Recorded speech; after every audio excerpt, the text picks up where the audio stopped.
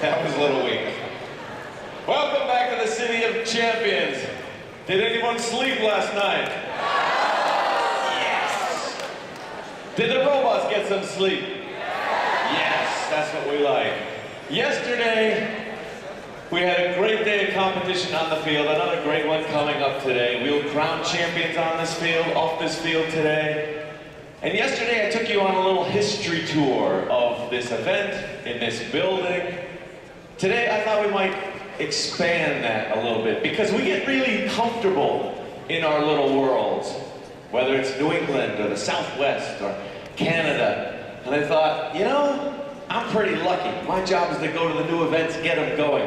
So I've done 7 events in 3 countries in the last 7 weeks. And I know, freaking flyer miles. That's what you're thinking. Doesn't work that well. I thought, you know, you guys need to see what you're up against. What teams from elsewhere are doing. What is the same? What is different? Because many of you will be facing these teams in St. Louis in a very short time, won't you? Yes, you will. So, we get comfortable in our little world. Let's just expand the bubble a little bit. So week 1, I was in Central Illinois. A little bit different venue than this. It was an inflatable dome. It was 8 degrees outside. Inflatable domes aren't insulated, people. It was 40 degrees inside. Woody was there, he can testify. Coldest regional ever. All right? And what they did really cool was in the snowbank, on the cornfield, they had team numbers and how far each team had come to that event. Pretty cool idea. They also have a poster contest, a robot poster contest. They give out prizes for that. Pretty cool idea. Next week, I was in Lubbock, Texas for the Hub City Regional. I don't have any photos, and that makes sense if you've ever been to Lubbock. No, I love that place. Been there twice. Uh-oh, jeez. Texas Tech is there, which is really cool. All right? But that could be the only cool thing about it. No, Mac Davis Drive is there. Buddy Holly was from there. Buddy Holly's aunt is here. But I saw something at that regional I had never seen before. We had 3 Chinese teams competing at the Hub City event. They came, they built their robots on site, along with the help of a lot of US teams. After one match, I saw something I'd never seen, 17 years at first. One student, 5'4", maybe 105 pounds, lifted the robot by himself and carried it the length of the field and put it on the cart. It probably weighed 48 pounds. At the end of the event, they disassembled their robots, and to get them through customs, they packed them in their suitcases. And I made a very...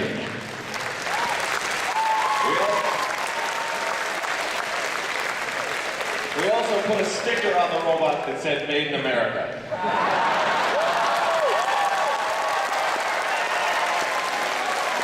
USA, well, yeah, we're here. Thanks for showing up. Week 3, big event. I went to Mexico City. And in Mexico City, at that event, it was, go grande or go home. It was huge. An arena, 20,000 seats, 2 years old. We had a production team of 200. We had more production on that event. The sponsor of the event owned the arena. He owned the TV station, the TV channel. He owned the production company. He owned the helicopters that Dean and he flew in on it, landed on top of the building. It was massive. Check out a little video. This is from way up high in the dome in Mexico City. The size of that Jumbotron is enormous.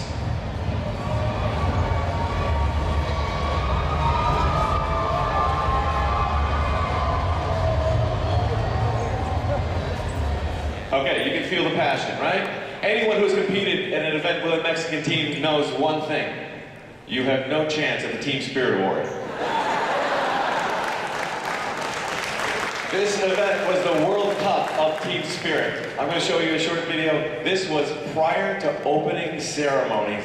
Robots hadn't run. I think this was even on Thursday. Check this out.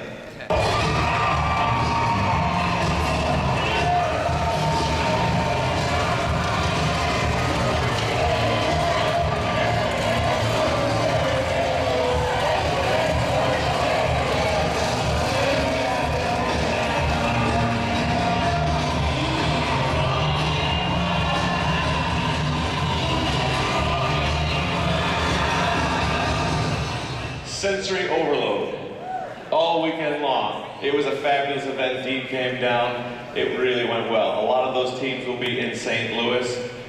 After that, I went to Cleveland, the Buckeye Regional. And in Cleveland, you can say what? Hello, Cleveland! And get away with it. At Cleveland, another great event. Super teams, the Midwest, very powerful teams around there. But we see mascots all the time, but I've never seen mascots look just like this. Mascots with a laptop, a little unusual. And those are the Thunder Chickens. The Thunder Chickens competed there. The next week, I went up to Canada. Now, Canada, I was a little nervous about going to because one day driving to work at the first headquarters, I put the cities in my phone of where I'm going, check the temperature. And this was the temperature one day in North Bay. Really looking forward to going there. And in Canada, it was cold. There was a lot of snow. They said it was unusual. Usually they're playing golf at that time of the year. Don't believe them. You go there for some of the culinary delights.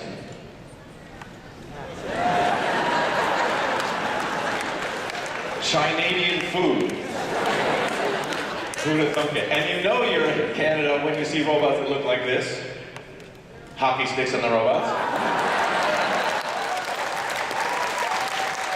You do not mention the Boston Bruins very much, however. It's all Leafs, Leafs, Leafs, Leafs, Leafs. But in North Bay, very welcoming, great event. The mayor's on the planning committee. They declared it a first community. And overnight, the mayor changed the signs entering the city to this. I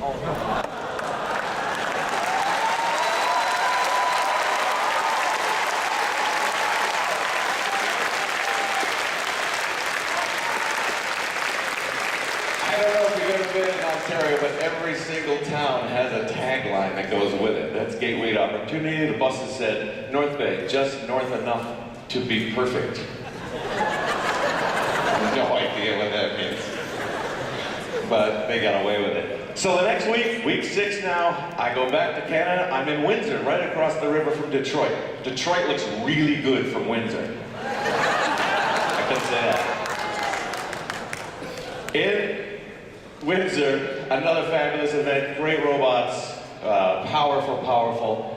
There, the mayor was not to be outdone. Windsor is one of the largest border crossings to Canada. The Ambassador Bridge goes across there. So the mayor of Windsor, overnight, worked with the federal government and did this to the border crossing. Cars only, all traffic. There's a robot lane.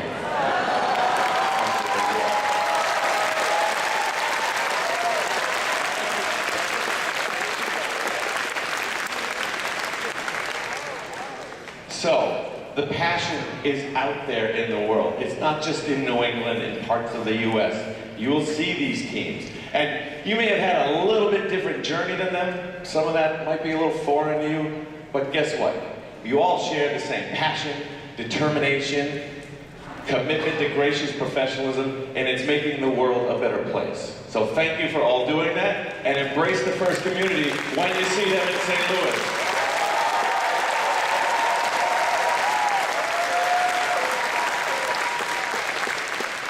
The first community grows and grows and grows every year, and we are trying to make the world a better place. There are a lot of robotics companies in Boston, a hotbed of technology. Another company that's trying to make the world a better place is Vecnic Technologies. Please welcome founder, where is she? There she is, Deborah Diebold. Deborah, come on out.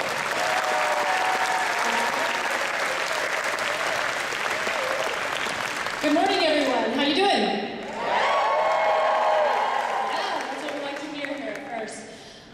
tell you that you can't do everything.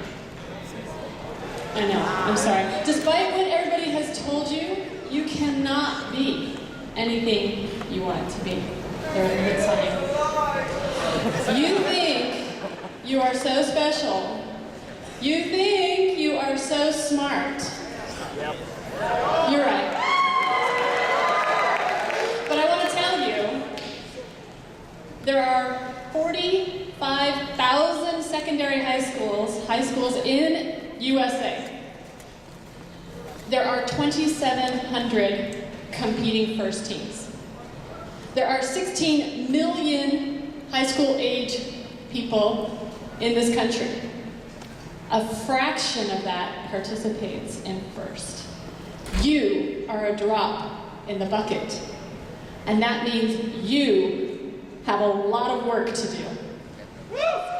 Yeah, feeling up to it? I think so. So you've heard all of the people talking to you this weekend about all of the opportunity that's open to you. I like that sign that says Gateway to Opportunity, because this is what this is. This is what first is. But guess what? Spider-Man fans, let me hear it. With great power comes great responsibility. It is up to you to use that power for good, but not just for good. You have to use that power for better. It is a good thing for you to grow up, go to college, get a good job with a good company. That's fabulous. But it's even better to grow up, get that job, and make an impact. Sure, you could be making lots of money, but we need you to make an impact. That's even better. Yeah. You can go, you can make all those new video games with the killer graphics and all of that. That's good. But then if you make those video games that will help us stay healthy, or help an elderly person remember to take their medicine, that's better. Go one step further. Think a little bit further down that line. You may even have robotics, First Robotics tell you you're awesome at marketing and maybe you should go be an actor. Go, do it, be famous. But remember, that's good. But use your influence, use your networks wherever you fall to bring us together and solve world problems. That is better. Be better. At Vecna, our motto is better technology, better world. And when we started our robotics problem, we took a look out there to see what were the hardest problems to solve in robotics. What could we do? Where could we apply all of our resources and our time, energy, and passion? And our first offering into the robotics world was a robot called Bear. Has anybody ever seen Bear before? Battlefield Extraction Assist Robot. What this robot does, it goes out on the battlefield and saves our soldiers that are wounded so we don't have to send other soldiers out and put them in danger. It goes into buildings and pulls people out or dangerous situations where people shouldn't be. That's pretty good, isn't it? That's a good robot. But you know, sometimes it's kind of a sexy robot. It's kind of nice. It's fun to play around with, and everybody kind of feels excited about it. But sometimes sexy is not good enough. Let's see the next robot. QC Bot is our next. This is basically a cabinet on wheels. Yeah, it goes through the hospital, very, under the radar, not drawing too much attention to itself. Goes from the basement, actually, quietly through the rooms, navigating silently, texting nurses to let us know it's there so it's not too loud and intrusive. What's the difference between, or what's the same between these two robots? They're both sexy? Thank you, that's awesome. They're both saving lives. So the Bear robot goes out and saves lives, but this QC bot, and all of its quietness, is delivering life-saving medications to the right patient at the right time and the right location. That is better, and we're doing that right now.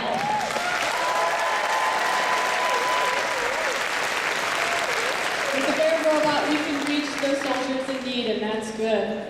But there are hundreds and thousands and millions of people that can be impacted by the smaller things that we do, by taking mature technologies and putting them into practice today. Robots can be doing that today. They should be doing that today. And it's up to you, the next generation, to take those ideas and put them into practice. Let us have that technology. Let us have that better world today. So when you're thinking about your career choices, get the best college that you can, the best job that you can, and then take it the next step. Bring your passion, bring your resources, solve those problems to make a better world, and code something that matters. Thank you.